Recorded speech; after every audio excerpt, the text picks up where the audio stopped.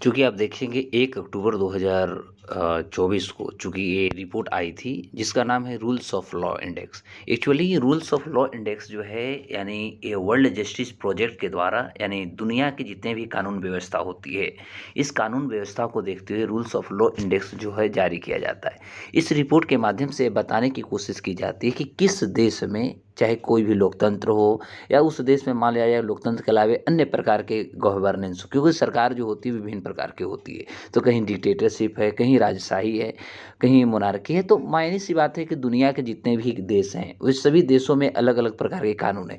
तो ये सारे कानून जो होते हैं उस कानून के आधार पर वहाँ की जो जनता है, जनार्दन है, या कह सकते हैं वहाँ के लोगों की जो अपनी एक दिनचर्या होती है, तो उसको लेकर के वहाँ की क्या कानून व्यवस्थाएं हैं, उस कानून व्यवस्था में वहाँ के लोगों को कितना कल्याण होता है, वहाँ कितने लोगों को जस्टिस होता है, इस आधार पर एक रिपोर्ट तय की जाती है।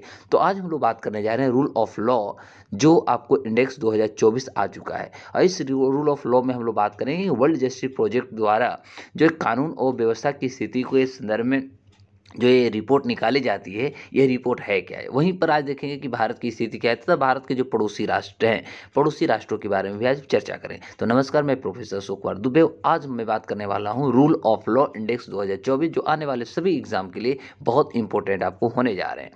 तो ये जो हमारा रिपोर्ट आती है जिसे हम रूल ऑफ लॉ, हमने भी आपको बताया, तो ये रूल ऑफ लॉ जो होती है, रूल ऑफ लॉ को निकालने के लिए हमें मुख्य रूप से 8 संकेतक जो होते हैं, ये 8 संकेतक के आधार पर इसको निकाला जाता है। अब ये 8 संकेतक हैं क्या? तो 8 संकेतक में सबसे पहले होती है जो वो होता है सरकारी बाधाएं। जो सरकार की कार्य होती है, वह सरकार के कार्यों में कितने बाधाएं डाले जा रहे हैं वहाँ के जनता के द्वारा या वहाँ के ब्यूरोक्रेट्स के द्वारा, कर्मचारियों के द्वारा। तो ये पहला जो होती है सरकारी बाधाएं। दूसरी होता है भ्रष्टाचार की अनुपस्थिति। वहाँ पर भ्रष्टाचार जो होती है कितनी कम न के बराबर होती है।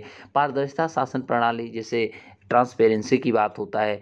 किसी भी देश की जो मौलिक अधिकार, जैसे भारत के संविधान में आप पढ़ेंगे तो आर्टिकल 12 से लेकर के 35 जब आप पढ़ते हैं तो 12 से 35 जो आपका भाग 3 में आपको मिलती है, और वह होता है फंडामेंटल राइट। तो भारत में जो फंडामेंटल राइट्स हैं, तो उसी तरह मौलिक अधिकार होते हैं, आपकी सिक्योरिटी सुरक्षा होता है, विनियामक प्रवर्तन होते हैं, और नागरिक न्याय होता है कितने लोगों को, सिविल जस्टिस जिसको आप बोल सकते हैं, और जो हमारा क्रिमिनल जस्टिस होता है यानी जिसको आपराधिक न्याय बोलते हैं। तो इस तरह से टोटल 8 जो होते हैं, इसके 8 जो होते हैं संकेतक होते हैं। इस 8 संकेतक के आधार पर और देखेंगे तो रूल ऑफ लॉ वर्ल्ड में इसको निकाला जाता है। अब इसमें देखेंगे तो दुनिया में 5 ऐसे देश हैं जो सर्वोच्च स्थान पर, यानी वहाँ पर रूल ऑफ लॉ जो है मेंटेन्ड है, ऐसे कहिए। जैसे पहला देश का नाम आता है डेनमार्क, दूसरा है नॉर्वे, तीसरा फिनलैंड, स्वीडन और जर्मनी। ज़्यादातर इसमें देश में आप देखेंगे तो स्कैंडिनेवियन कंट्री होते हैं, क्योंकि स्कैंडिनेवियन कंट्री के पास रिसोर्स ज़्यादा है, जनसंख्या बहुत कम है, साथ ही साथ वहाँ की शिक्षा व्यवस्था जो है बहुत ज़्यादा स्ट्रॉन्ग है, वहाँ के लोग बहुत ज़्यादा शिक्षित है, जिसके कारण कहीं ना कहीं वो कानून व्यवस्था जो होती है सारे नियमों पालनों को बहुत अच्छे से फॉलो करते हैं।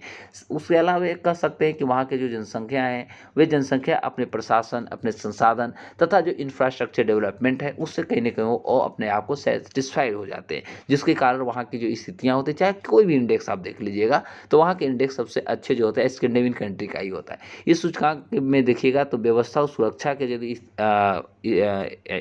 लिहाज से देखा जाए तो पाकिस्तान को 141वें स्थान है, वहीं माली 142वें स्थान पर है, और नाइजीरिया का 140वां। ये सारे देखिएगा, चाहे पाकिस्तान हो, माली हो या नाइजीरिया, ये सारे इस्लामिक कंट्री हैं। ज़्यादातर आप देखेंगे जितने भी इस्लामिक कंट्री हैं वहाँ पर गरीबी भी आपको सबसे ज़्यादा दिखेगा, और जितने भी इस्लामिक कंट्री वहाँ पर आपको डेमोक्रेसी एकदम ध्वस्त दिखेंगे, पतन की ओर दिखेंगे।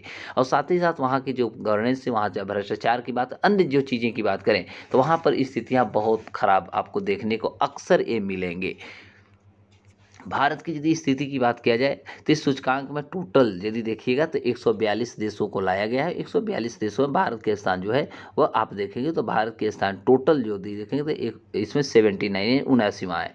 वहीं भारत की सरकारी बाधाओं में यदि देखा जाए तो 60, और पारदर्शिता शासन प्रणाली में 44 नंबर मिले हैं। तो मध्यम प्रदर्शन इन्होंने किया जो कि शासन पर इसके फोकस को दर्शाता है। वहीं मौलिक अधिकारों की बात करें तो मौलिक अधिकारों में भारत 102वें स्थान पर। सुरक्षा के लिहाज से यदि बात करें तो भारत भारत को 98वें स्थान दी गई है और यदि हम क्रिमिनल जस्टिस की बात करें तो 42वें स्थान दिए गए। तो निम्न स्कोर पुलिसिंग और अधिकार संरक्षण और विलंबित न्याय प्रणाली के साथ मुद्दों पर उजागर ये करते हैं, चूँकि माना जाता है कि आज भी भारत में बहुत सारे ऐसे क्षेत्र हैं जहाँ पर कहीं न कहीं समस्याएँ हैं, वहाँ पर बहुत देरी से न्याय मिल रही है। तो इस तरह से देख सकते हैं, तो ये रिपोर्ट जो है, इस रिपोर्ट के आधार पर दुनिया की क्या स्थिति है, रूल ऑफ लॉ क्या दुनिया में है, इसको मुख्य रूप से दिखाने की कोशिश किया जाता है। तो ये जो हम लोग रिपोर्ट पढ़ रहे थे 2024, देख रहे हैं, आने वाले सारे एग्ज़ाम के लिए आपको बहुत इंपॉर्टेंट होने वाले हैं। फिर मिलेंगे एक नए एपिसोड के लिए साथ, तब तक के लिए नमस्कार, जय हिंद।